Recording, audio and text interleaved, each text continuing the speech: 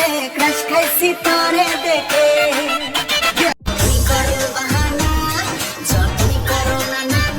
আরোহী, তুমি কার বলো তো? তুমি কি মিরাজের নাকি সাকিবের? না আমার।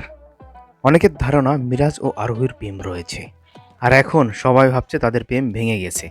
এখন আরোহী নাকি সাকিবের সঙ্গে প্রেম করছে, অনেকেই এটা বলছে। চলুন আজকের এই ভিডিওতে আমরা জানবো মিরাজ ও আরোহীর প্রেম সম্পর্কে এবং সাকিব ও আরোহীর প্রেম সম্পর্কে। So welcome back to my channel SST Bangla কথা। হ্যালো বন্ধুরা, আশা করছি ভালো আছেন। মিরাজ ও আরোহী জুটি, এই জুটি সকলের মন কেড়ে নিয়েছিল। তাদের পথ চলা শুরু হয় প্র্যাঙ্কিং এর মাধ্যমে। তারা অসংখ্য সুন্দর সুন্দর নাটক উপহার দিয়েছে দর্শকদের। মিরাজ ও আরোহী নাটক করতে করতেই নাকি তারা প্রেমে পড়ে যায়, এমনটা শোনা যায়। তবে মিরাজ ও আরোহীর মধ্যে প্রেমের সম্পর্ক রয়েছে কিনা সেটা আমি জানি না। তারা পাবলিকলি কিছুই শেয়ার করে না।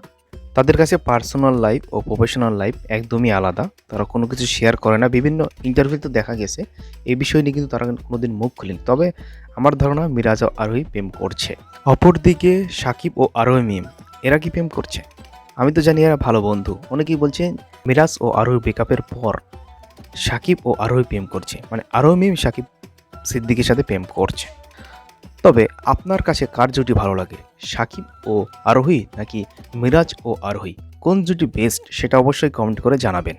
তো আমি যেহেতু আগে থেকে তাদের নাটক দেখি, এই জন্য আমার কাছে মিরাজ ও আরোহীকে বেস্ট লাগে। কারণ অনেক নাটকে দেখেছি তাদের অসম্ভব সুন্দর অভিনয় আমি দেখে মুগ্ধ হয়েছি।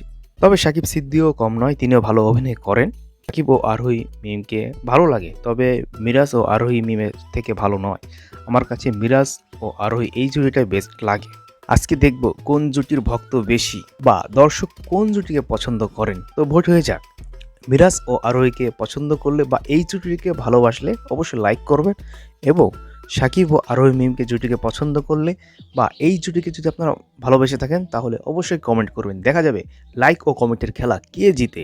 সে পর্যন্ত সবাই ভালো থাকবেন। নেক্সট ভিডিওতে খুব শীঘ্রই দেখা হচ্ছে। ধন্যবাদ জানিয়ে আজকের মতো এখানেই বিদায় নিচ্ছি।